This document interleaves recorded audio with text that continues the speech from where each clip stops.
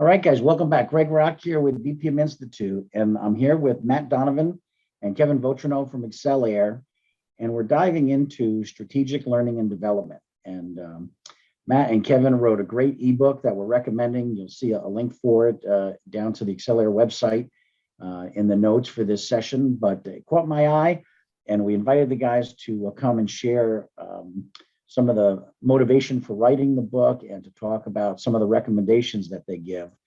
And so this is one I think will be of high interest to our members. Guys, can you share with folks some of the findings that you had in the ebook about the biggest hurdles to building a strategic L&D capability? Sure. So it's funny because as we were writing the ebook, this was a big question that we wanted to answer.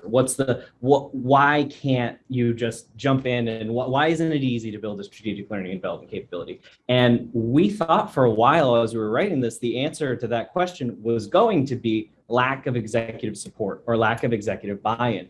And we thought that for a while. We went through a couple of drafts where that was our take. But we realized that that's only part of the problem.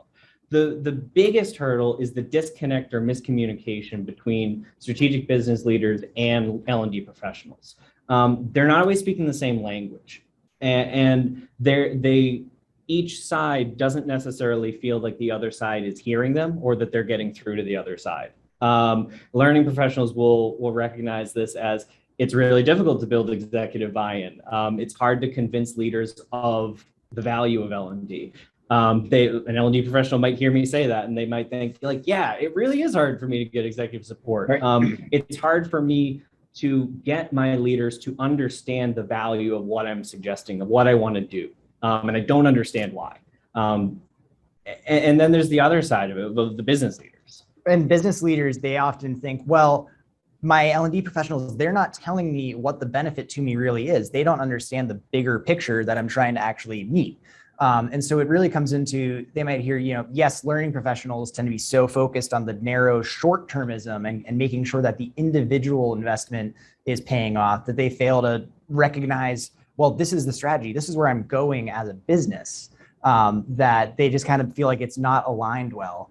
And they really don't trace that back to the bottom line for the business. So what we really learned was it's not one group or the other group. It's not this weird butting heads that I think it was portrayed to us as. It was much more, they're just speaking different languages. The C-suite and the learning professionals are on slightly different wavelengths. And what we wanted to do in the ebook, again, was talk about, well, how do we start getting people talking the same language? And it really comes down to the bottom line language of what is the impact of the strategic learning and development program on the bottom line, on the ROI of the program.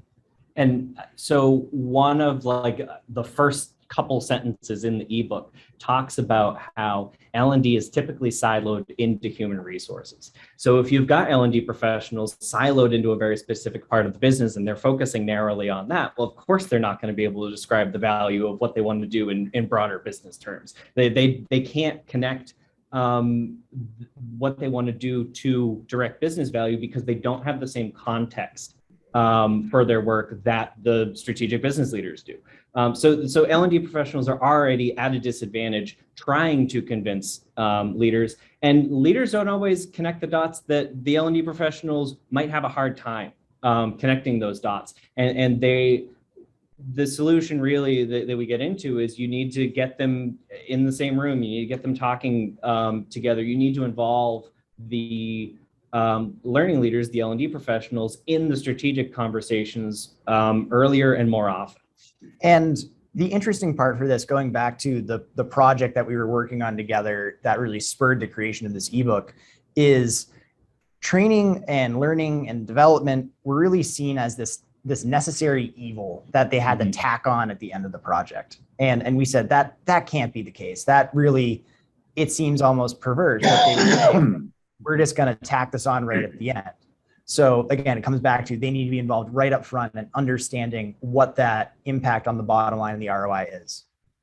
No, it's a good point, guys. Because CIO Magazine and others have reported the number one obstacle for business transformation is the lack of skills, right? And the skill gap, right? And so L&D has to be part of that strategic conversation. That's where you're going to get your horsepower from, right? The new blood and folks that have the right skills. So I think that's why I thought the timing of the ebook was perfect on your part. It's really a critical time for folks to get this right. So congratulations there. Thank you. Thank you.